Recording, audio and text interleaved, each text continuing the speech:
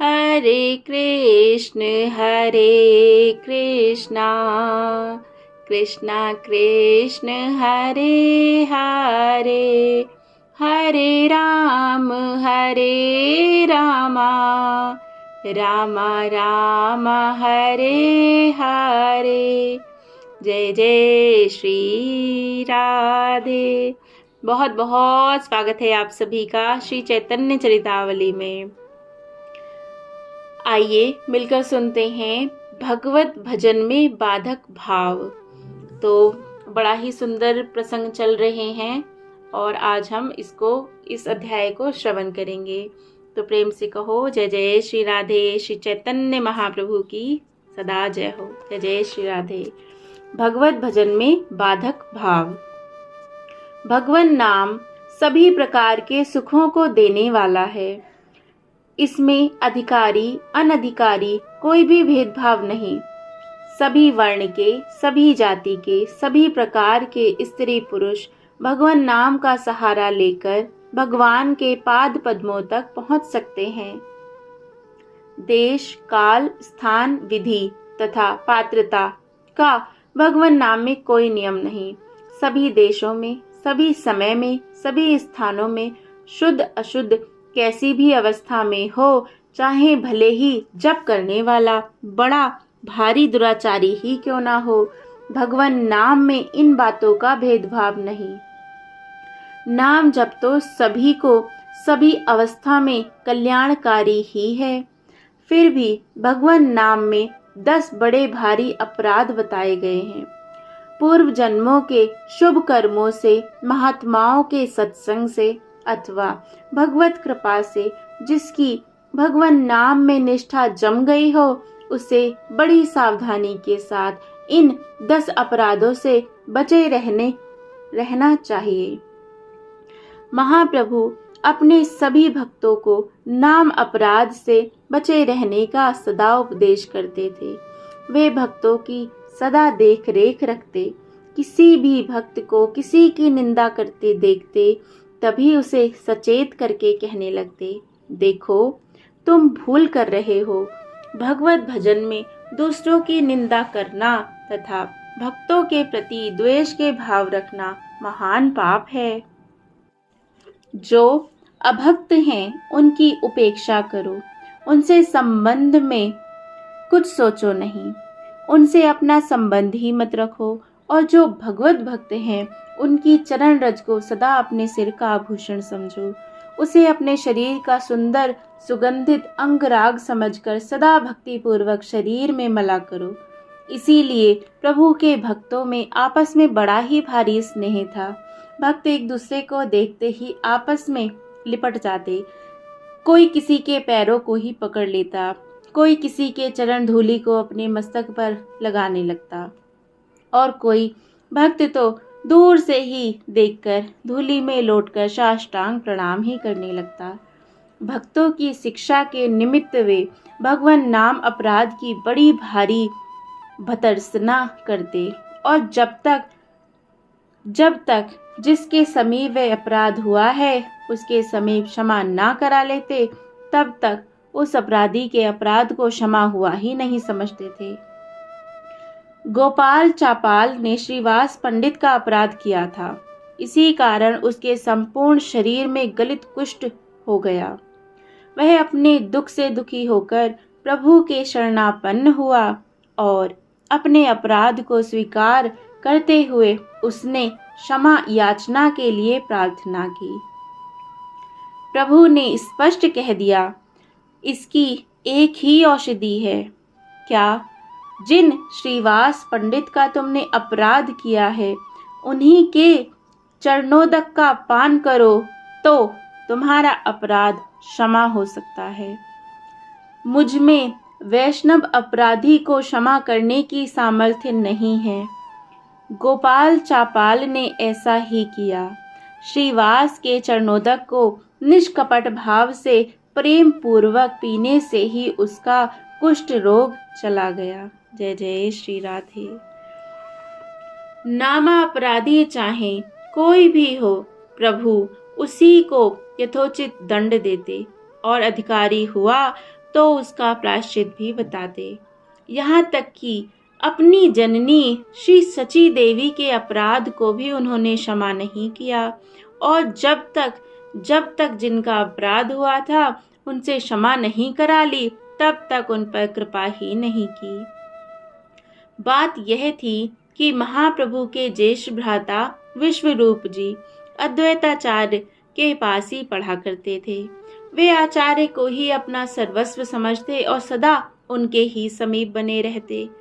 केवल रोटी खाने भर के लिए घर जाते थे। अद्वैताचार्य उन्हें योग वाशिष्ठ पढ़ा रहे थे। वे बाल्यकाल से ही सुशील, सदाचारी, मेधावी तथा संसारी विषयों से एकदम विरक्त थे। योग वाशिष्ठ के श्रवण मात्र से उनके हृदय का छिपा हुआ त्याग वैराग्य एकदम उभर आया और वे सर्वस्व त्याग कर परिव्राजक बन गए। उन्होंने घर त्याग कर दिया। अपने सर्व गुण संपन्न प्रिय पुत्र को असमय में गृह त्याग कर सदा के लिए चले जाने के कारण माता को अपार दुख हुआ और उसने विश्वरूप के वैराग्य का मूल कारण अद्वैताचार्य को ही समझा। वात्सल्य प्रेम के कारण भूली हुई भोली भाली माता ने सोचा, अद्वैताचार्य ने ही ज्ञान की पोथी पढ़ा पढ़ा कर मेरे प्राण प्यारे पुत्र को परिव्राजक बना दिया। जब माता बहुत रुदन करने लगी और अद्वैताचार्य के समीप भांति भांति का विलाप करने लगी, तब अद्वैताचार्य ने यूं ही बातों में समझाते हुए कह दिया था, शोक करने की क्या बात है, विश्वरूप ने कोई बुरा काम थोड़े ही किया है। उसने तो अपने इस शुभ काम में अपने कुल की आगे पीछे की 21 पीढ़ियों को उतार दिया। हम तो समझते हैं पढ़ना लिखना उसी का सार्थक है। जिन्हें पोथी पढ़ लेने पर भी ज्ञान नहीं होता, वे पठित मूर्ख हैं। ऐसे पुस्तक के कीड़े बने हुए पुरुष पुस्तक पढ़ लेने पर भी उसके असली मर्म से वंचित ही रहते हैं। बेचारी माता के तो कलेजे का टुकड़ा निकल गया था। उसे ऐसे समय में ये इतनी ऊंची ज्ञान की बातें कैसे प्रिय लग सकती थी। इन बातों से उसके मन में इन्हीं भावों का दृढ़ निश्चय हो गया कि विश्वरूप के गृह त्याग में आचार्य की जरूर सम्मति है। वह आचार्य से अत्यधिक स्नेह करता था। इनकी आज्ञा के बिना वह जा ही नहीं सकता।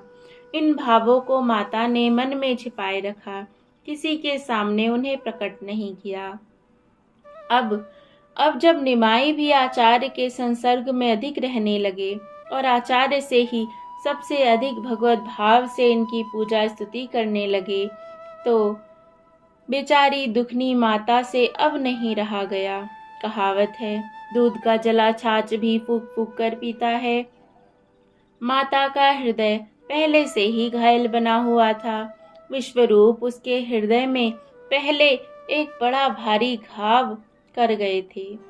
वह अभी पुराने नहीं हुए कि निमाई भी उसी के पथ का अनुसरण करते हुए दिखाई देने लगा।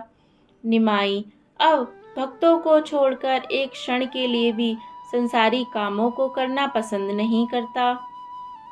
वे विष्णु प्रिया जी से अब बातें नहीं करते। सदा भक्त मंडली में बैठे हुए श्री कृष्ण कथा ही करते सुनते रहते हैं। नाती का मुख देखने के लिए उतावली बैठी हुई माता को अपने पुत्र का ऐसा वर्ताव रुचिकर प्रतीत नहीं हुआ। इसके मूल में भी उसे आचार्य अद्वैत का ही हाथ दिखने लगा। माता अब अपने मनोगत भावों को अधिक ना छिपा सकीं। उनकी मनोव्यथा लोगों से बातें करते करते आप से आप ही हृदय को फोड़कर बाहर निकल पड़ती। वे आंसू बहाते बहाते अधीर होकर कहने लगती, इन वृद्ध आचार्य को मुझ दुखनी विधवा के ऊपर दया भी नहीं आती। मेरे एक पुत्र को तो इन्होंने सन्यासी बना दिया। मेरे पति मुझे बीच में ही धोखा देकर सदा के लिए चल बसे। मुझ बिलखती हुई दुखनी के ऊपर उन्हें तनिक भी दया नहीं आती। अब मेरे जीवन का सहारा मुझ अंधी की एकमात्र आधार लकड़ी यह निमाई ही है। इसे छोड़कर मेरे लिए सभी संसार सूना ही सूना है। मेरे आगे पीछे बस यही एक आश्रय है। इसे भी आचार्य सन्यासी बनाना चाहते हैं। सदा सदा इसे लेकर कीर्तन ही करते रहते हैं। मेरा निमाई कितना सीधा है। अद्वैताचार्य ने और उनके साथी भक्तों ने उसे ईश्वर बता बताकर विरक्त बना दिया है। वह घर की ओर कुछ ध्यान नहीं देता, सदा भक्तों के साथ ही घूमता रहता है। माता की इन बातों से श्रीवास आदि भक्तों को तथा अद्वैताचार्य को मन ही मन दुख होता था। प्रभु भी भक्तों के मनोभावों को ताड़ गए। भक्तों को शिक्षा देने के निमित्त प्रभु ने माता के ऊपर कुछ क्रोध प्रकट करते हुए उस वैष्णव निंदा रूपी पाप का प्रायश्चित कराया। एक दिन प्रभु भगवदावेश में भगवान मूर्तियों को एक ओर हटाकर भगवान के सिंहासन पर आरूढ़ हुए और उपस्थित सभी भक्तों से वरदान मांगने के लिए कहा। भक्तों ने अपने अपने इच्छानुसार, किसी ने अपने पिता की दुष्टता छुड़ाने का, किसी ने स्त्री की शुद्धि बुद्धि को हो जाने का, किसी ने पुत्र का, किसी ने भगवत भक्ति का वर मांगा। प्रभु ने आवेश में ही आकर सभी को उनका उनका भीष्ट वरदान दिया। उसी समय श्रीवास पंडित ने अति दीन भाव से कहा, प्रभो, ये शची माता सदा दुखनी ही बनी रहती हैं। ये दुख के कारण सदा अश्रु ही बहाती रहती हैं। भगवन, इनके ऊपर भी कृपा होनी चाहिए कि इनका शोक संताप दूर हो जाए। प्रभु ने उसी प्रकार सिंहासन पर बैठे ही बैठे भगवदावेश में ही कहा, सची माता पर कृपा कभी नहीं हो सकती। इसने वैष्णव अपराध किया है। इनके अपराध करने वाले को मैं क्षमा कर भी सकता हूँ, किंतु वैष्णवों का अपराध करने वाले को क्षमा करने की मुझ में सामर्थ्य नहीं। श्रीवास पंडित ने अत्यंत दीन भाव से कहा, प्रभो, भला यह भी कभी हो सकता है कि जिस माता ने आपको गर्भ में धारण किया है उसका अपराध ही क्षमा ना हो सके? आपको गर्भ में धारण करने से तो ये जगत जननी बन गई हैं। इनके लिए क्या अपना और क्या पराया, सभी तो इनके पुत्र हैं। जिसे चाहें जो कुछ ये कह सकती हैं। प्रभु ने कहा, कुछ भी हो, वैष्णवों का अपराध करने वाला चाहे कोई भी हो, उसकी निष्कृति नहीं हो सकती। साक्षात देवादिदेव महादेव भी वैष्णवों का अपराध करने पर तत्क्षण ही नष्ट हो सकते हैं। श्रीवास पंडित ने कहा, प्रभो, कुछ भी तो इनके अपराध विमोचन का उपाय होना चाहिए। प्रभु ने कहा, शची माता का अपराध अद्वैताचार्य के प्रति है। यदि आचार्य की चरण धूलि माता सिर पर चढ़ावे और आचार्य ही इसे हृदय से क्षमा कर दें, तब यह कृपा की अधिकारिणी बन सकती हैं। उस समय आचार्य दूसरे स्थान में थे। सभी भक्त आचार्य के समीप गए और वहां जाकर उन्होंने सभी वृतांत कहा। प्रभु की बातें सुनकर आचार्य प्रेम में विभोर होकर अश्रु विमोचन करने लगे। वे रोते रोते कहने लगे, यही तो प्रभु की भक्त वत्सलता है। भला जगन माता सची देवी का अपराध हो ही क्या सकता है। यह तो प्रभु हम लोगों को शिक्षा देने के लिए इस लीला का अभिनय करा रहे हैं। यदि प्रभु की ऐसी इच्छा है और इस उपदेश प्रद अभिनय का प्रधान पात्र मुझे ही बनाना चाहते हैं, तो मैं हृदय से कहता हूँ, माता के प्रति मेरे मन में किसी प्रकार का बुरा भाव नहीं है। यदि आप मुझे प्रभु की आज्ञा से क्षमा कर दे, ऐसा कहने के लिए ही विवश करते हैं, तो मैं कह देता हूँ। वैसे तो माता ने मेरा कोई अपराध किया ही नहीं। यदि प्रभु की दृष्टि में यह अपराध है, तो मैं उसे हृदय से क्षमा करता हूँ। रही चरण धूलि की बात, तो सची माता तो जगद्वंदा हैं, उनकी चरण धूली ही भक्तों के शरीर का अंगराग है। भला माता को मैं अपने पैर कैसे छुआ सकता हूँ। इस प्रकार भक्तों में झगड़ा हो ही रहा था कि इतने में ही सची देवी भी वहां आ पहुंची और उन्होंने जल्दी से अद्वैताचार्य की चरण धूली अपने मस्तक पर चढ़ा ली। इस बात में भक्तों की प्रसन्नता का ठिकाना ना रहा। वे आनंद के साथ नृत्य करने लगे।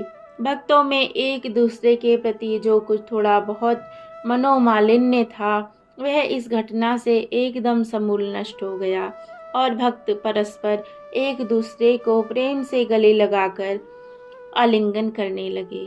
जय हो। इसी प्रकार नवद्वीप में एक देवानंद पंडित थे। वे वैसे तो बड़े भारी पंडित थे। शास्त्रों का ज्ञान उन्हें यथावत था। श्रीमद् भागवत के पढ़ाने के लिए दूर दूर तक इनकी ख्याति थी। बहुत दूर दूर से विद्यार्थी इनके पास श्रीमद् भागवत और गीता पढ़ने के लिए आते थे। ये स्वभाव के बुरे नहीं थे, संसारी सुखों से उदासीन और विरक्त थे, किंतु अभी तक इनके हृदय में प्रेम का अंकुर उदित नहीं हुआ था। हृदय में प्रेम का बीज तो पड़ा हुआ था, किंतु श्रद्धा और साधु कृपा रूपी जल के बिना क्षेत्र शुष्क ही पड़ा था। सूखे खेत में बीज अंकुरित कैसे हो सकते हैं जब तक कि वह सुंदर बारिश से सींचा ना जाए।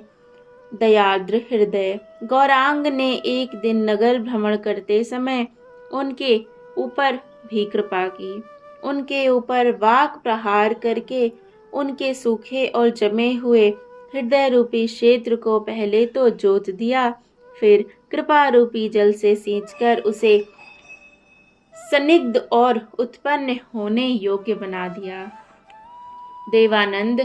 देवानंद को श्रीमद् भागवत पढ़ाते देखकर प्रभु क्रोधित भाव से कहने लगे, ओ पंडित, श्रीमद् भागवत के अर्थों का अनर्थ क्यों किया है?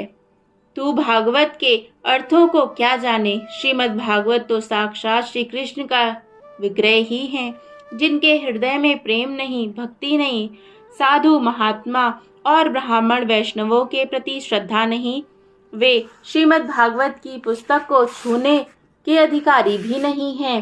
भागवत, गंगा जी, तुलसी और भगवत भक्त ये भगवान के रूप ही हैं, जो शुष्क हृदय के हैं, जिनके अंतःकरण में भक्ति नहीं, वे इनके द्वारा क्या लाभ उठा सकते हैं? वैसे ही ज्ञान की बातें बघाड़ता रहता है या कुछ समझता भी है। ऐसे पढ़ने से क्या लाभ? ला तेरी पुस्तक को फाड़कर श्री गंगा जी के प्रवाह में प्रवाहित कर दूं। इतना कहकर प्रभु भावावेश में उनकी पुस्तक फाड़ने के लिए दौड़े। भक्तों ने यह देखकर प्रभु को पकड़ लिया और शांत किया। प्रभु को भावावेश में देखकर भक्त उन्हें आगे ले गए। लौटते हुए प्रभु फिर देवानंद के स्थान पर आए। उस समय प्रभु भावावेश में नहीं थे। उन्होंने देवानंद जी को वह बात याद दिलाई जब वे एक बार श्रीमद् भागवत का पाठ पढ़ा रहे थे और श्रीवास पंडित भी पाठ सुनने आए थे।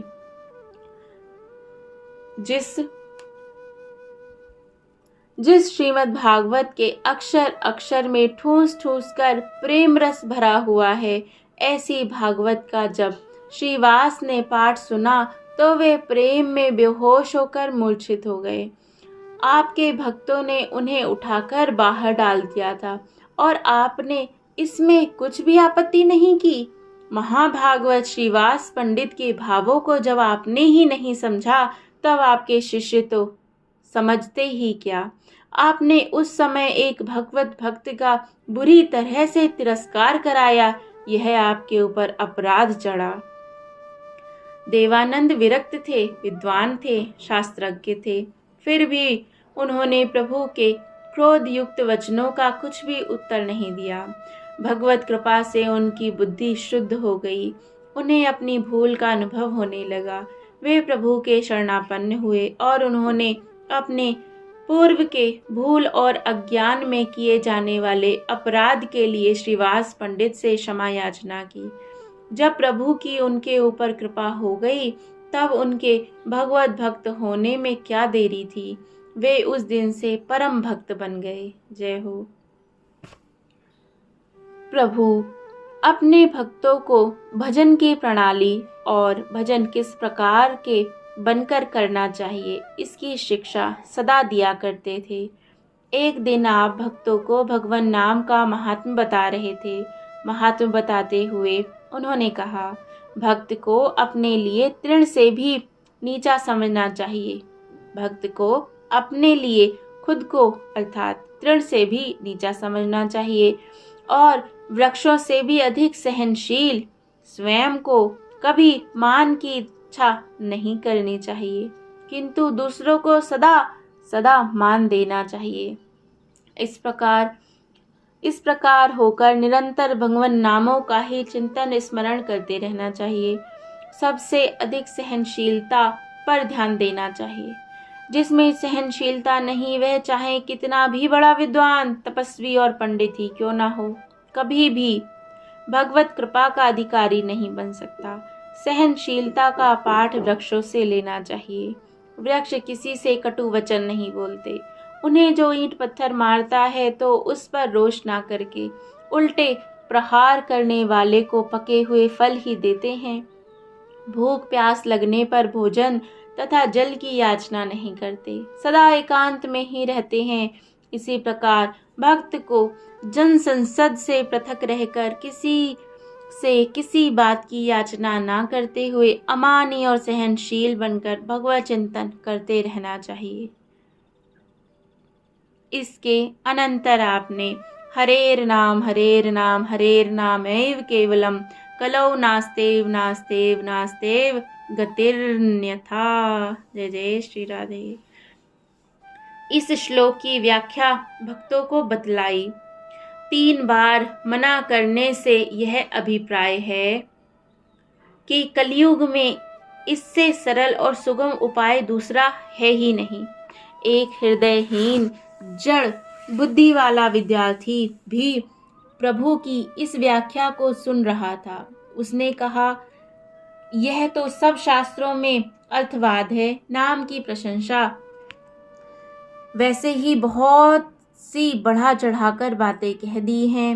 वास्तव में कोरे नाम से कुछ नहीं होता। लोगों की नाम में प्रवृत्ति हो, इसलिए ऐसे वाक्य कह दिए गए हैं। इतना सुनते ही प्रभु ने अपने दोनों कान बंद कर लिए और श्री हरि कहकर वे सभी भक्तों से कहने लगे, भगवान नाम में अर्थवाद कहने वाले को पातक लगता ही है, सुनने वाले को भी पाप होता है। इसीलिए चलो हम सभी गंगा जी में सचैल स्नान करें, तभी इस भगवान नाम में अर्थवाद सुनने वाले इस पाप से मुक्त हो सकेंगे। यह कहकर प्रभु भक्तों के सहित गंगा स्नान के लिए चले गए। सभी भक्तों ने श्रद्धा भक्ति के सहित सुरसरी के सुंदर सुशीतल नीर में स्नान किया। स्नान कर लेने के अनंतर प्रभु ने सभी भक्तों के सम्मुख भक्ति की महिमा का वर्णन किया। प्रभु भक्तों को लक्ष्य करके उन्हें समझाते हुए कहने लगे, भाई तुम ही सोचो, जो अखिल कोटि ब्रह्मांड नायक हैं, जिनके एक रोमकूप में असंख्य ब्रह्मांड समा सकते हैं, उन्हें कोई योग के ही द्वारा प्राप्त करना चाहे तो वे उसके वश में केवल श्वास रोकने से ही कैसे आ सकते हैं।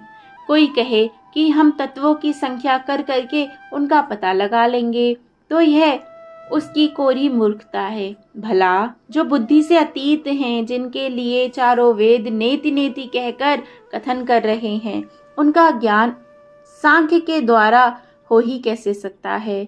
अब रही धर्म की बात, तो धर्म को उल्टा बंधन का ही हेतु है। धर्म से तो तीनों लोकों के विषय सुखों की ही प्राप्ति हो सकती है, वह भी एक प्रकार से स्वर्ण की बेणी है। कोई जप से अथवा केवल त्याग से ही उन्हें प्रसन्न करना चाहे तो वे कैसे प्रसन्न हो सकते हैं। त्याग कोई कर ही क्या सकता है। उनकी कृपा के बिना कुछ भी नहीं हो सकता। भक्ति से हीन होकर जप तप पूजा पाठ, यज्ञ, दान, अनुष्ठान आदि कैसे भी सत्कर्म क्यों ना किए जाएं, सभी व्यर्थ हैं। इस बात को भगवान ने उद्धव से स्वयं ही कहा है। ना साध्यति माम योगो ना सांख्यम धर्म उद्धव, ना स्वाध्याय तपस्त्यागो, ना भक्तिर ममोलजिता। इसका मतलब यही कि भक्ति के बिना अगर जप तप पूजा पाठ यज्ञ दान अनुष्ठान कुछ भी किया जाए वे सब व्यर्थ हैं। इस प्रकार भक्तों को भगवत भक्ति की शिक्षा देते हुए प्रभु सभी को अपूर्व सुख और आनंद पहुंचाते हुए नवद्वीप में भांति भांति की लीलाएं करने लगे। जय जय श्री राधे, जय जय श्री राधे। हे उद्धव, जिस प्रकार मेरे प्रति बढ़ी हुई भक्ति मुझे वश में कर सकती है, उस प्रकार अष्टांग योग, सांख्य शास्त्रों का अध्ययन, धर्म, स्वाध्याय तथा तप आदि क्रियाएं मुझे वश में करने में समर्थ नहीं हैं। जय जय श्री राधे, जय जय श्री राधे। भक्ति और वो भी प्रेम पूर्वक भक्ति, समर्पण पूर्वक भक्ति, अपने को तृण से नीचा जानना है हमें, तब हम भक्ति करेंगे, उससे हमारे प्रभु प्रसन्न होंगे। और इसमें बहुत खास बात यह है कि चैतन्य महाप्रभु स्वयं श्री कृष्ण हैं, तो स्वयं श्री कृष्ण ही स्वयं को ही पाने का रास्ता वो बता रहे हैं।